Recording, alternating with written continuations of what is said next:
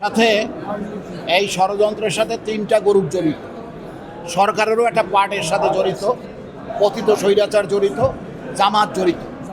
যারা মনে করতেছে যে নির্বাচনে তাদেরকে পার পাওয়া যাবে না, তারা এখন এই নির্বাচনকে ভণ্ডুল করার জন্য নানাবিধ ফান পাততেছে, নানাবিধ কথাবার্তা বলতেছে। কিছুদিন আগে দেখছেন আনসারদের একটা দাবি দেওয়া ছিল, সেই আনসারদের মধ্যে দেখা গেল বহু ছাত্রলীগের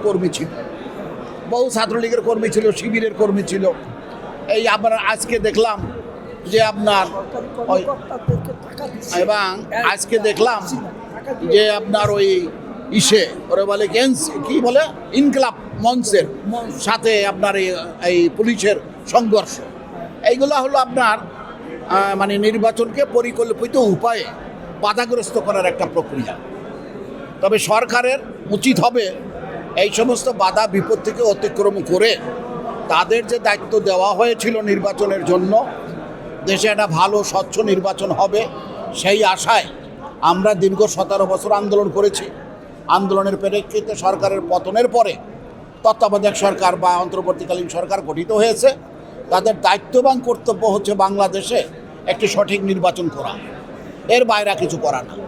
বরঞ্চ তারা এই টাইমকে লিঙ্গার করে, টাইমকে ক্লিং করে এই নানান রকমের জটলার ব্যবস্থা হচ্ছে।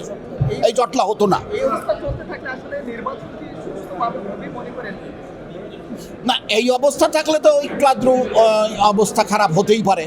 তবে আমি মনে করি যে সরকার তার নিজস্ব মান সম্মান বজায় রাখার জন্য, দেশের কল্যাণের জন্য, জনসাধারণের ভোটের অধিকার বাস্তবায়নের জন্য তারা আরও কঠিন হবে বা কঠোর হবে। তখনকারের ব্যাপার, এইটা তো অ্যাডভান্স কিছু বলা যাবে না। আমরা নির্বাচন চাই, যথাসময়ে 12 তারিখে নির্বাচন হোক, এইটি আমাদের দাবি। কি হবে না হবে সেটা তো তখনকার ভূত ভবিষ্যতের ব্যাপার।